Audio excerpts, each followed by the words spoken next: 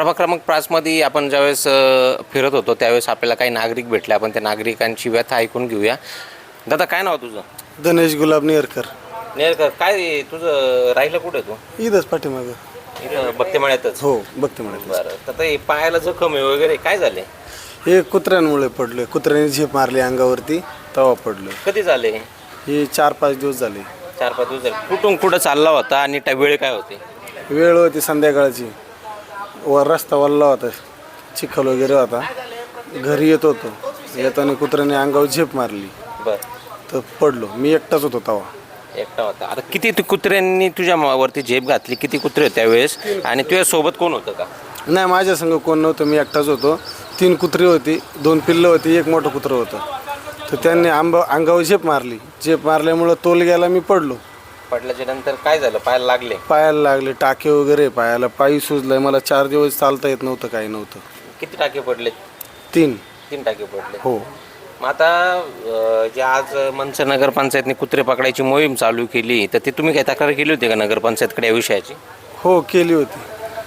मग आता त्या तुमच्या तक्रारीनुसार उपाययोजना चालू केल्या, ते समाधानी आहे का नागरिक म्हणून? आहे ना समाधानी. आता गाडी वगैरे आलेली आहे पकडण्याची. आम्हाला काय अडचण नाही. फक्त आमची अडचण एकच होती, ते रात्रीचे झोपलो आम्ही का आम्हाला खूप त्यांचा छेवछावचा आवाज यायचा जास्ती. मग ते आम्हाला अजून त्रास व्हायचा, झोप मोड व्हायची आमची. काही महिला नागरिक आहे, आपण त्यांच्याशी चर्चा करू. ताई, काय नाव आपलं? नंदा नंदू निघोट. निकुडाजी, काय येतं मनसर नगरपंचायतने या ठिकाणी एक गाडी आली, त्या ठिकाणी कुत्रे पकडतात, ते काय मागणी तुमची काय होती? खूप चांगलं काम केलं.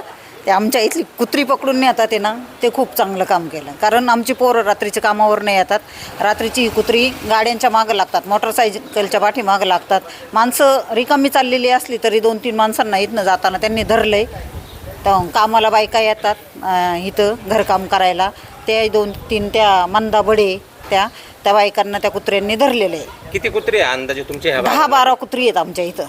बरं, आतापर्यंत किती वेळा असं नागरिकांना चावले? नाही, बरेच 7-8 जणांना चावले.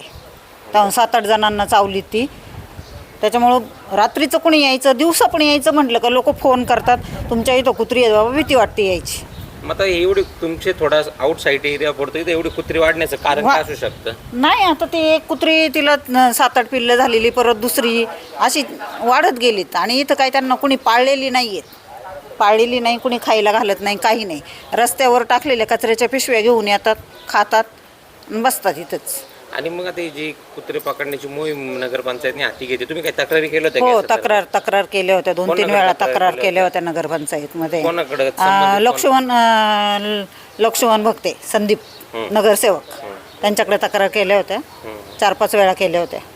आता फायनली आज पकडण्यासाठी आलेले आहेत. मग तुम्ही समाधानी आहेत? हां, समाधानी आहे. कारण त्यांनाही माहिती आहे, कारण त्यांनाही त्रास आहे.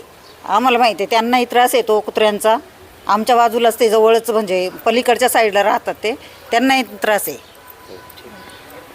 जरी नागरिकांमधून समाधान व्यक्त केलं जाते तरी आता ह्याचा शेवट काय होतोय आणि कुत्र्यांची संख्या आटोक्यात येऊन नागरिक समाधानी व्यक्त करतात आहे.